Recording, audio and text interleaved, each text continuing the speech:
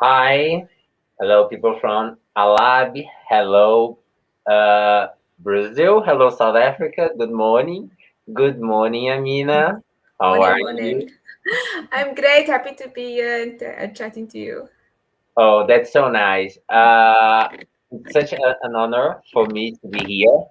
Once we had the opportunity to be together when I was there, living there in Cape Town, just for a few time, but it was very nice.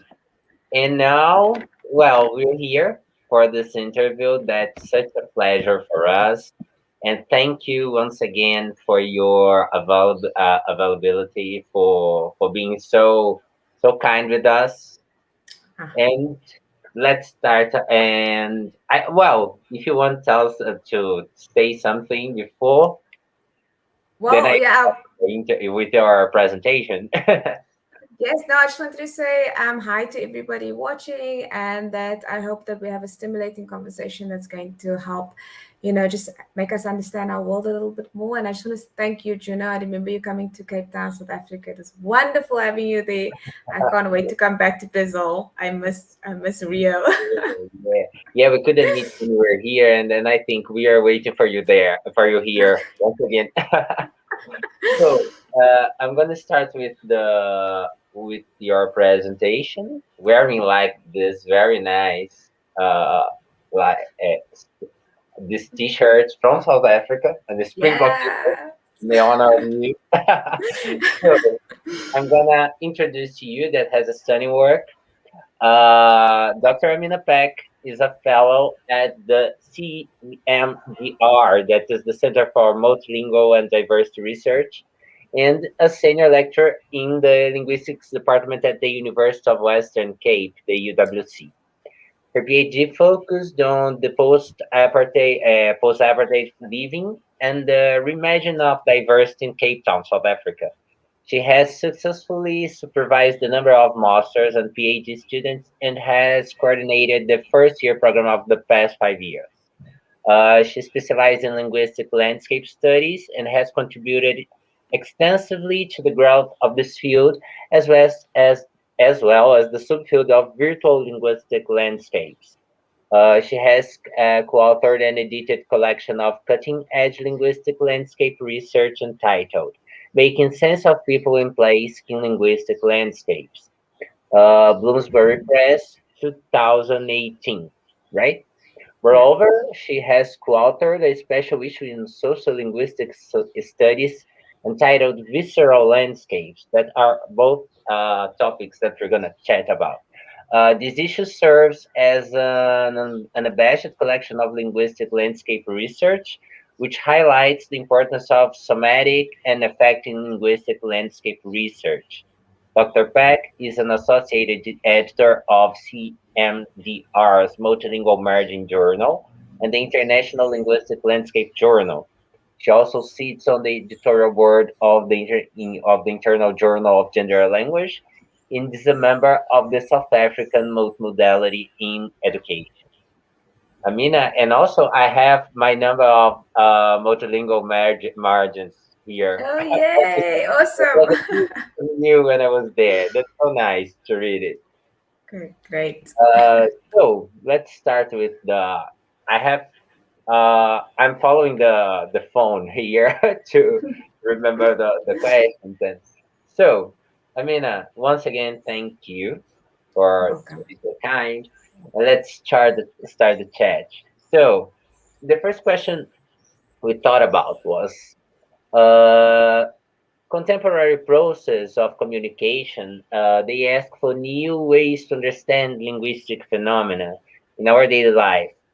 And in your opinion, which are the challenges do you think we face on as applied linguists to better understand the process? Okay, so that's a very good question. And in South Africa, I would have to say that a lot of time has passed since 1994 when we reached liberation, but a lot of things have remained the same. And so, one of the things that I'd like to talk about, one of the contemporary issues, is that of the effects of apartheid urban planning and how people are still very much removed from one another. So, you might know, Juno, that in South Africa, we have the biggest disparity between the rich and poor. And so, this obviously has a knock on effect in terms of employment and education, poverty, drug abuse, gangsterism, and so forth. So there's a lot of non-communication happening in South Africa still today. We've made a lot of progress, but there's a lot more still to go. So one of the issues that affect us and in our field as linguists is the fact that people are not communicating across difference because they're simply not in the same space. They're not eating the same food, they're not going to the same places. And while there are some spaces where people are mixing, for the most part, you still see people doing things the way they did before and not really communicating. So, what this is the way I would frame that is with intergenerational trauma in the sense that people are now passing down what they know from their parents down to their children. And so people are still living in a bubble and we're not seeing ourselves in the other. We're not really reaching across difference. So that is one of the major issues that we have in South Africa. We are making inroads, but there's still a long way to go. Yeah, that's I thought about it. You said that is to communicate in the difference, right? It's very it's I remember that when I was there, how difficult it was to see things really mixing, right? Really being together. Yeah. And that's why actually I thought about the second question. That was something we made some conversation to think about the questions, but this second one is something I really thought about. What do you think is the whole of ethnographic approach? Né? Which role it plays for language studies nowadays? Yeah, so ethnography is so important. We know as linguists the importance of the human being when you are collecting data. The human being itself is a tool. Like we use ourselves to get to know our environment and to get to know our participants and so forth. And this is why it's so sad with COVID-19. This is our current Mhm. context. A lot of the research has gone from face to face to online virtual, so Yeah, Zoom and WhatsApp and Teams and so forth. And so while we do get an element of research, a lot of it is missing. And so Jan Blomat says it's not just a method, but it has epistemological, it has ontological implications. So who you are, is created in the moment that you are doing your research. And so the researcher, the person that starts out doing the research in the first year is not the same as a person that ends it in their third year after their PhD. And that's how come ethnography is so important. So you bring your whole self to the research. You are never excused from it. yeah, You are not separate from your research. So yes, ethnography is a critical way that we understand our environment, our space, and our data. yeah. Hey, I think it's so difficult for us now in the context of COVID because it really affected most of the research we have here. For me, at least, I'm used to work with in, as you say, in townships, to do my field work, and it's been impossible because some things that I could experience, they just I couldn't I could not do it by online. That's impossible. So it's so important to think, of course, about these other strategies, but it's very difficult to. It's not just to replace something, That's difficult. Yeah. So, and the next question: some of the concepts you've been working with are new to most Brazilian researchers in the field. Could you explain us the idea of linguistic landscapes? That is very interesting for us, and its relevance for language studies, especially the ones in the global south. Okay, so linguistic landscapes is a study of signs in your environment. And so it can be something as concrete as a road sign and a shop sign and just normal language on signs. But since 1997, when the field really took off, it has become a lot more textured. So it's not just language on a sign. For example, the sweater you're wearing right now, it is a sign. It's a mobile sign. Yeah, It's a great sign. great. Yeah, it's great. Wonderful. And so we look at all things. We don't just look at text. We look at the image. We look at the font. We look at the layout. And more than that, people are now also, researchers are now also looking at how it affects the body. And I know we're going to talk about that later on, but also like what you smell in your environment. If it's a smell of something that you ate when you were a child, it might, bring up a lot of good memories. Vice versa. Also, if it's not a great smell, but also taste. So what people are wearing, what they're doing with their bodies, also impacts how you see a space, whether you feel safe in a space or unsafe in a space. So linguistic landscaping is a wonderful research area. It's highly visual, of course, where you can start to understand yourself in space, and you can understand that there are multiple layers that we communicate. It's not just through language. We as linguists know that language is just, I think, what do they say? 7% of all communication is language based. The rest of it is actually non-verbal cues. So we are actually picking up on a lot of other things. And I think this is why when we're doing research, it's wonderful to be doing it face to face, because we pick up on those non-verbal cues, and we just miss out on that if we're doing it over Yeah, Zoom, etc. and Yeah. you're explaining the concept, and I was remember something when I just arrived in South Africa, and I was taking like that vans, that minivans, in the Yeah. main road Taxis. Yeah. would be like we call it here a combi, A combi. and it's Okay. Yeah. yeah, combi, the car, and this minivan was the car that I used to take to go to UCT. So I will, and I was. It was so difficult to me to read my body in South Africa, because sometimes they read me like a colored person. Sometimes I was white, but I wasn't definitely black, of course. And I remember that I used this the first times I used the minivan, I was wearing the Brazilian soccer team shirt. It was something that could make me feel safer. And of course safer because I was listening to what people used to talk about it, like it's dangerous, and it's I had no problems, and actually, I had great conversation Yeah. about soccer. But it was how could they read my body? That was interesting when you read it, and uh, of course, others experience, but this one was something very, very meaningful to me. And Can I just add, Juno, because I think that's such a beautiful point that you're bringing up now. Because the way your body is read, obviously, it definitely depends on the geography, right? So depending on where you were in Cape Town, you might have been seen as a white man or a colored yeah, man, and so forth. And so it's so interesting because when I came down to Rio, I was speaking to somebody and he reminded me so much of my brother. I said to him, you know what? You look like you're from South Africa. But he took it completely in a different direction because he's dark skinned. He's very, very dark skinned. And my brother is very, very dark skinned as well. And so he said to me, "Oh, it's because I'm black. You think I'm from South Africa?" And I was so confused. And I said to him, "No, you look like my brother." And so that's the thing that got to me because I realized, wow, I've never been asked that question before. Is it because I'm black? Because I see myself as black. But obviously, when you go into different spaces and other people have their own histories, their own trauma.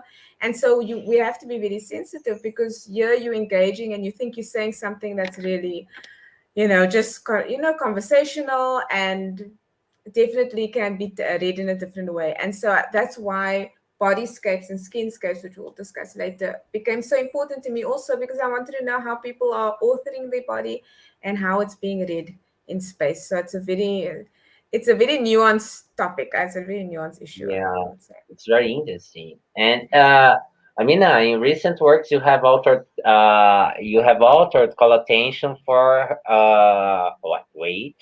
for how bodies and their parts act in different linguistic landscape, as we were just saying now. Actually, in 2015, Christopher Stroud and you wrote a stunning paper about skinscapes. Could you explain to us this idea and how relevant can this idea be to thinking about racialization in South Africa? Okay, so I have to tell you, Juno, that I was at some point, and I think that all researchers get to this point, all researchers are activists, right? And so when I started my PhD, I wanted to find a different way of talking about bodies instead of the four racial groups we have in South Africa. You know, I was Mhm. so sick of talking about that. And I really wanted to find out if we can talk about our bodies in ways that wouldn't just racialized. And so Professor Christopher Stroud and I got together and we started looking at the body in terms of tattoos. So, how do people author their body consciously? So, they're like putting tattoos. And so, when we watched how they were doing it, they were looking at their skin color only in relation to which color tattoos would suit best on their skin, you see. So, obviously, if you're very, very light, you can have different colors. But if you're very dark skin, you might want to stick with black because some colors don't come out the same. So, Mhm. that was quite interesting for me. But more than that, much, much more than that, was how the signs, the tattoos in their bodies were linked to other social worlds and times. So depending on, and we write about this in our article, like there was this principal and he wanted to have a tattoo on his forearm with his kids' names because he Yeah. loves them. And that he was told quite emphatically by the tattoo artist that you really shouldn't do that because you're going to stop future employment because you're at one of the most select sort of prestigious schools. So he suggested move the names onto your chest. Nobody will see it. You will know the sentiment is still there.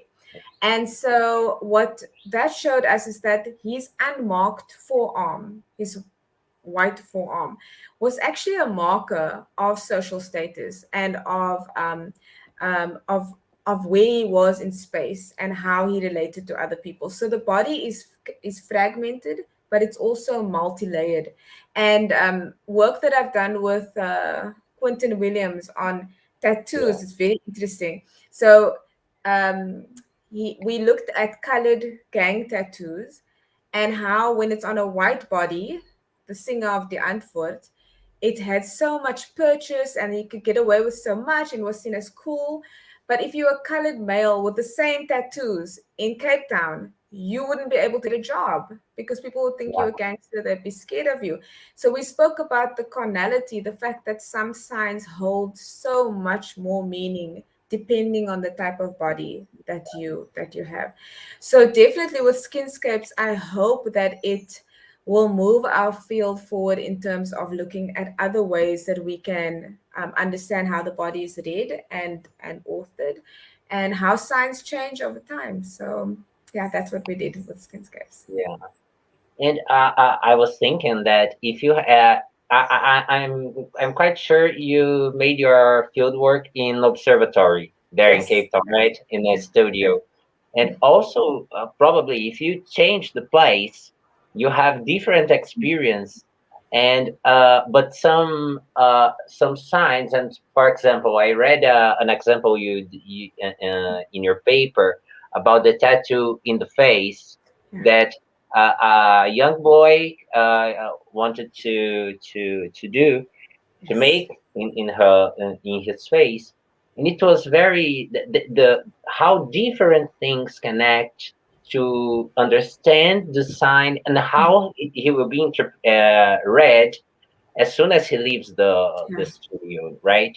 Because and Yes. some of the signs you wrote in your paper, they are very transnational because we have some similar interpretations here, of course, about something that you draw in your face. That's something that you can be read as a dangerous person. You can be read as somebody that I would be warning myself, Mm. and well, Yeah. that's very interesting.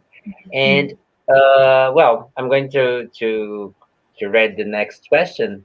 You have been working with Zaib Toya on the question of recognition of people of mixed race descent in South Africa.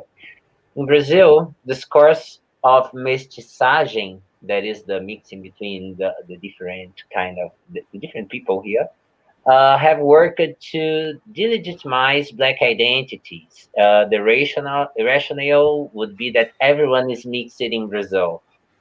So there would be an alleged racial democracy. There is even a title here of a book that is very interesting. That is Nobody Here Is White, because that it's a work of an an anthropologist here named Ligsovic that he works at the same University of Branca, and this idea of I have something, a little something of black blood in my body, so I can talk about black people because I'm a little bit black, But you don't really, you are not recognized as it, of course, and most time I will deny this past. So, could you first explain the empirical work you have been doing with Saib Toyer about colored identities? And for the Brazilian public, could you historicize a bit the idea of mixed race in South Africa? That is something very, very difficult to do. And the possible contestation around colored excellence, hashtag colored Yeah. excellence, as a manifestation of hope. Okay, so that's quite a lot of questions, and they're all very important. So let me start with the colored identity. So during apartheid, there were four official racial groupings. I think we all know it's white, Indian, black, and colored. Okay, so colored was the one that caused the most problems because it's always a combination of two distinct different groups, but those two groups could have been anything. That's like when you look at colored people, they don't look the same. So I would, for example, I am considered colored in Cape Town, but somebody else who's much darker than me or much lighter than me can also be considered colored. Yes, but there would be a fair colored or a dark colored. But the one thing that I think, like your access to Afrikaans was a big defining sort of feature of being colored. But of course, you get colored people that don't speak Afrikaans, so that has also Mhm. changed. So it's quite an arbitrary racial grouping, which is, of course, apartheid, trying to just keep people apart. But there were actually about, I think, 13 or 14, I speak under correction, different forms of coloredness. Okay, so Mhm. Griqua colored, Cape Malay colored. So if you're Muslim and if you're from Cape Town like myself, then you probably have slave heritage from Indonesia or even Madagascar, Java, Ceylon. So and then you could also just have white and black mixed, and then you're also considered colored. I think Trevor Noah spoke about it so much. He was right in saying that if you are, for example, for him, I think his dad is Swiss and his mother is it Xhosa or she's Sotho, I'm not sure. But then he's considered colored. But in Cape Town, because so many colored people remained with each other, you have what almost looks like a fossilization of colors. So there's lots of colored people together, you know. And so, having said that, everyone is very, very different, and it's very hard to pinpoint what is colored. If you came down here, like you said, you might be considered colored, but you might also be considered white, depending on what you're doing actually and where you are in time and space. So, for everybody watching, apartheid was definitely a a very strange framework for separating people. So one of the arbitrary ways that they also decided on whether or not you're colored as opposed to being black, which then was called African. So if you were African, you were black. And that was another way to kind of distance you from the idea that you belonged in Africa, you see. So anyway, Mhm. so they would take a pencil or a pen and they put it in your hair, and if it falls out, then you're colored. Yeah, I remember that. Yeah, yeah. I And if remember it doesn't, people telling that to me. Yes, the text of the pencil. mm, I it's remember. such a, I lived there in Gardens. That is a white area, and the time I remember that I was definitely red when as colored. It was the time when I visited UWC. That it's a completely different area, and the guy that was telling people where to park the car, he talked to me in Afrikaans, and I can't understand you, and he no. It, it seemed that he thought that I was lying, and I no, I'm not here, I'm just visiting, and it was very different because some places I was read as white, some places I was read as colored, mostly white, because I was in town in Cape Town, and it's a very Yes. touristic area, and it's also you see like that this is something that we have in Brazil that is very different from South Africa. I think people here, they try any strategy to make you white, here. Oh, oh Yeah, wow. it's very different from South Africa because, as you say, I used to say, I remember, today I went to a bar with some black guys, and it was a mock that I should say. It was something that I should say because, it makes can people could go with me or not. I could go to that neighborhood or not, and here it's different. People really try to any strategy to make it look like white. It's very different from there. And Mm. also, that's why I was thinking. Actually, I must say that the thing about colored excellence, the hashtag, was something that Daniel Silva asked about, because I think that you and him met on Language and the Media, and you were talking about the colored excellence. And here we've been thinking about hope. That was something that Paulo Freire already thought about, and this is it looks like a very a work that can have a good future, good things for the future, and we want you to talk about this colored excellence hashtag. Okay, so let me just back up a little bit to say that being colored during apartheid meant that or black, being black or colored or Indian meant that you could never compete against white Yeah. athletes. Okay, so your degree of excellence was always benchmarked at another with regards to another person of your ethnic group or racial group and so forth. And this is why when Wade van Niekerk won the Olympics in 2016, he smashed the world record.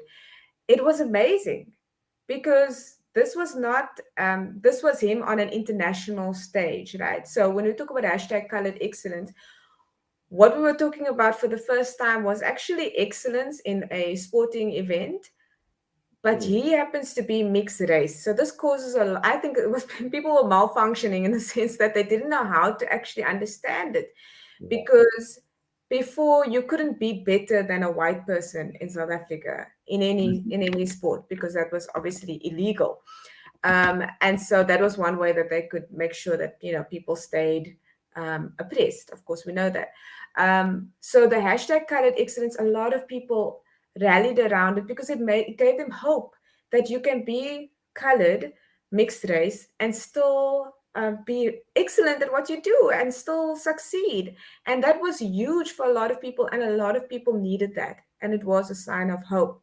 However, the other hashtags that were also floating around at that time was proudly South African Probably South Africa.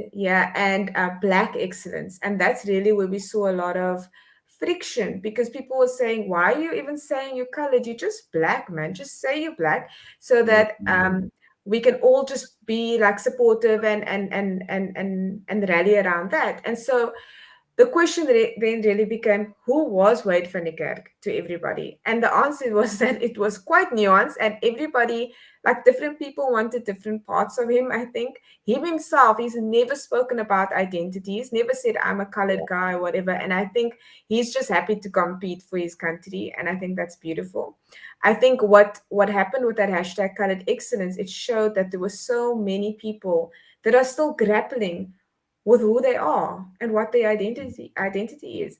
And even my co-presenter, my co-author, the amazing Zaid Toya, she and I, because we have about a 10 or 11-year age gap between us, we have very different views of being colored. So she was proudly colored, while I just said, look, I'm Black. I don't understand why. And so even between us as academics, looking at the data, it was quite an interesting sort of task, because the reality is, and it's a good thing, because the more you can stimulate conversation, the more people can unravel, what they think they believe, or what they think they know about the world. And of course, that is also why these sort of connections, talking to you here, hearing your experiences, going to Brazil, is so important, because that's when we see, oh, the world is not just this small little space where I just keep on believing whatever I believed. So what she did was she followed the 3 hashtags: proudly South African, Black excellence, and colored excellence. And she looked at the way she used Seda Ahmed's work, and she looked at the way emotions were spoken about. So people will say, I came from the Cape Flats and I saw this boykie from, and this is what they say, I saw this boy from Kales River, which is a colored area. And he gave me so much hope, and look at, if he can do it, I can do it. And so I think to some extent, even when Trevor Noah made it big overseas, it was also like, oh my gosh, he made it big, but where is he? Like, we can't really put him in a box. And I think this is all good. For me, every time people talk about race, it's a good thing, because they're starting to question it. And that's like, I never say, yes, you're right, or you're wrong, or whatever. I say, let's open the conversation. Let's see how far we can get, so that we can go back to the fact that we are actually human beings. People forget that we are actually human beings, and that everything else is a social construction. It really is. So as we're sitting here today, I mean, that's like, you can be white and Black depending on where, white and colored depending on where you are, in Cape Town. It's completely arbitrary. So it was a very good study, and something that she's still working on now. And it does give us a lot of hope that people are starting to unravel themselves, basically, when it comes to race and identity. And the amazing thing is that it's happening online, because there's more, people have more access to exchanges, as opposed to like being from the Cape Flats in a very colored area. They're not really getting to speak to somebody from the coast, or from the CBD, the center, So now, and that's what I love about the internet, it kind of like just removes all those barriers, and now people can talk and people can debate, People can talk about it. They have an arena to talk about it. Yes. It's interesting the way you talked about it, because I was thinking that here you could easily be read as white if you wanted to. You could just say that. You could say, I'm white. Of course, if you that's so important to talk, as you said, to chat about identity, about race, because of course you could like, oh, really, I'm considering that I'm white here. For example, I'm here in Brazil. I kind of say all the time, as I work in favelas, of course, it's such a difference that talks about my the privilege I had in my story. I have to say I'm white. I'm white because a lot of things that they are considered violence here, they didn't happen to me. But you could easily be read as white if you wanted. Like, no, I'm not. And it's something. See my eyes, I'm still in shock, because like when you come from South Africa, it's like because you're in your own bubble, you've been told something. But this is important for people to see, and I hope your students are laughing and colleagues are laughing at this, because it just goes to show like how, and like you said, you've got a story. Some people have more privilege than others, and that's something that we can definitely talk about. And I love that you're working in the favelas, where a lot of work needs to be done. And it's likewise also here on the Cape Flats and in the locations. I mean, but it is very interesting that you made that observation. And you can remember that, because you were surprised, like, and well, so Let's go to the next question. We've mentioned some research partners you have in your recent investigations. We've talked about Zaip Toya and Shalink Ruth, Felix Banda, Quentin Williams, and Christopher Stroud. All these people that have stunning work. I'm a fan of you all. We're fan of you too. Also, I know you and UWC team, as I said, UWC team have important partnerships with the researchers around the world. In your opinion, what are the whole of networks to investigate contemporary process of communication? Okay, so firstly, I want to say thank you so much for asking that question because it is vital that we communicate, especially now, and that not only communicate, that we connect and cross pollinate and get hopefully having our students and our colleagues and people all working together because it's so much more fruitful to take your data and your work and see how it stands up in other contexts as well, and also be there to learn from others. But I'm saying this slowly because I really want to say that people in the South really need, or researchers in the South really need to understand how important their work actually is. And one of the things when I started out as a young master student, because I'm a bit of a rebel, I guess. So I don't like being told much. So initially, when I was getting funding, so people were telling me, "Oh, this is what you're going to have to research," and I said, "No, I'm going to do it on this, and because this is Mhm. the reason why, and so forth. And it's all heart and all whatever." But the point that I'm trying to make is that when I went from there, when you mix with and when you communicate and when you connect with other researchers from other places, you have to remember that you have something to offer. And if you don't know that you've got something to offer, you're going to be walking around waiting for people to tell you how to analyze your own data and how to understand your world. And that is probably the only concern that I have, for some researchers in the South, because we are doing amazing work. Not just us. I'm talking about you and others in the South, Yeah, in the geographical South, are doing this work, and we should be connecting more with one another, because there's so much benefits for everyone, for our students and for the fields that we work in, and so. Yeah, the power of networking cannot be overstated. We need to connect. What we're doing here now, it took us a while to get here because of course it's yeah, COVID-19. It was the pandemic is yeah. tried to slow us down, but we are here now, and I am so thankful, and I want to take this moment just to say thank you to you and Branka for really putting this together, because I think it's super important and we need to connect. So yeah, to all those watching, and especially the budding researchers, yes, you are doing the best you can, but remember what you're doing is amazing, and you know your context the best, so, and the most. So please just stand up for that, I think, when you're engaging across Yeah, yeah. different geographical spaces. Yeah. That's very nice when we have like this opportunity to make these connections and the networks. And for me it's very interesting. We are talking because we made this connection, right? That's very nice. And how we have works that they chat to each other, they kind of similar in some, but they have a very special things that are different, and that's Yeah. really nice. That's really nice to be chatting with people that kind of understand what we're talking about, but they have their own things to tell us. That's very Yes, nice. absolutely. And well, I'm going to the last question, right?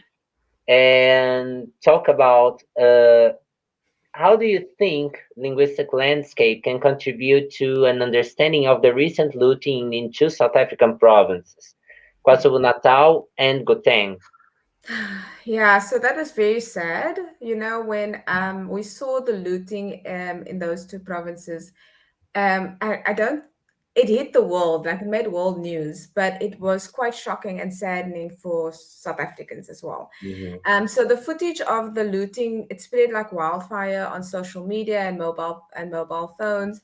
And what a lot of people don't, and of course that is the virtual linguistic landscape. So that's where you see signs in the virtual space, right? And so it proliferated everything, everywhere you looked, Instagram, Facebook, WhatsApp, we saw it everywhere.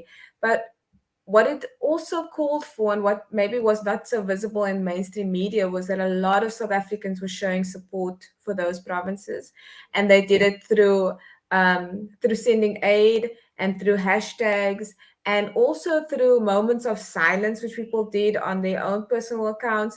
And so, while it might not seem important, because what Mhm. makes the news is sensational stuff, what was quite um, inspiring for me was that there was actually quite a lot of people that looked at it and said, no, it wasn't so much talked about in terms of race, but talked about in terms of, family and, community and so forth. And so out of something really horrific, because there was not only a food shortage, there was petrol shortage. It had real knock-on effects. But what was so beautiful was that there were other signs that people were getting together and showing support. And although that didn't make it to the mainstream media, as I've said, I can tell you in South Africa, what it told me was that people are at least recognizing that we have more in common, and that we want the best for South Africa. And people are saying things like, we've gone through a lot, we're not going to let these people, whoever they are, destabilize our country. We want our country to be stable, we want to support each other. And it was actually quite beautiful to see. Wow. But remember, you get the mainstream media, and then you get what's happening in the background, which is not as sensational. So I'm just trying to show you both sides of it. So the advantage of a linguistic landscape study, if I had to do it on the looting, was I'd be able to show you what's happening in the media, but I'd also be able to show you, the sort of much more um, much more varied emotional responses from South Africans. And I think that shows gives you a much more holistic view of the event itself. So I'm still hopeful, you know. Yeah, to make this question and to talk about it with you, I asked a friend of mine that he is an architect of UCT. He did his master in art in oh landscape Architecture? architecture. That's Landscape architecture, yeah.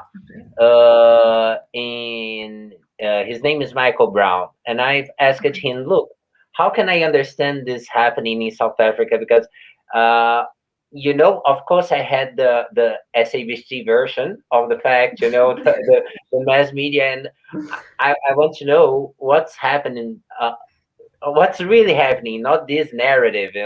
Mm. And he told me, like, it's so complex, Yeah. it's so difficult to understand, because you have a lot of this uh these features, and how they connect to the cell, to itself.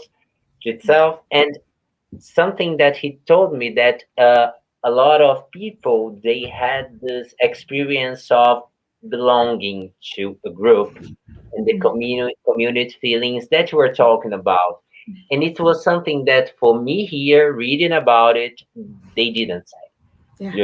They didn't. The mass media, of course. Mm. Mm. Uh, so that's good, as you said, to think about hope. How will you have internet, for example? It allows us to have different narratives that brings us hope, right? And well, Absolutely. that's something particular that happened, when I remember that when the Feast Must Fall started. Oh well, all the protests you had recently. Yeah. It's something that you can, when you read the things that are not in the mass media, you feel like you feel hope, right? Yeah, Telling and you.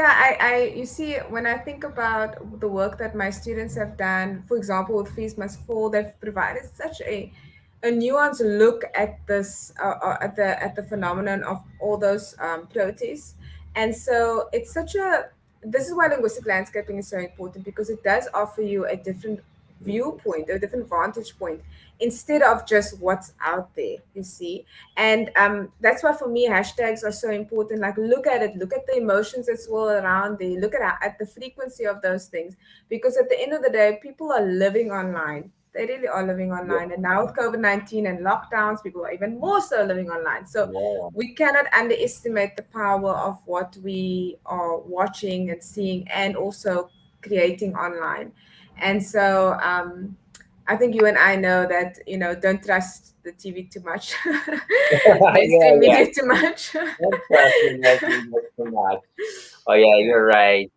And I mean, well, it was such an honor to have you here with us. I'm so happy. I'm so glad to be here, making these questions and chatting with you.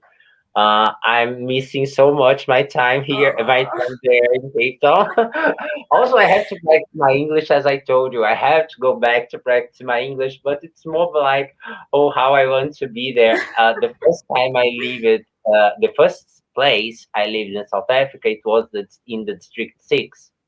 oh wow. So, yeah, it's That's so great. amazing. It's In amazing. front of, how you say, the oh, I don't remember the name. That's so, oh, what a shame. Uh, where Fine. where the Muslim people, Oh, in Book Up. Book Up. yeah, yeah, Book exactly. And it was such an experience. And Up. then I moved to Gardens, that's it's so close and it's so different. Yeah, In exactly. the Yeah. in the mall, I used to live in the mall, in the building in the mall, so it's very different. And well, it was such an experience, and I thank you so much to bring all these stories for us, and the importance of your job is really. I think we have a lot to think about here in Brazil, that we make good connections. We can make good connections, and Yes. thank you once again in the name of our association. That, uh, well, as I said, it's an honor. I send you a lot of love from here, and wishes to stay safe as well. And well, we are waiting for you here for all the I meetings, would for all love to the come back. meetings. Yeah, I come would back. love to come. Do you know, I have to be on. Very honest. I'm very honest that I have to say that when I came down for the conference in Rio, I didn't go to the beach because I was so busy with work, and I was right on Oh, Copacabana Beach. So that's a good reason to come back. that's a good reason to come back. Next time we will be together, though. Yes. Okay. Thank you so much. Thank you for having me, and I hope that we get to chat soon. And thank you, Branka, and everyone behind the scenes. I very much appreciated this talk. Thank you.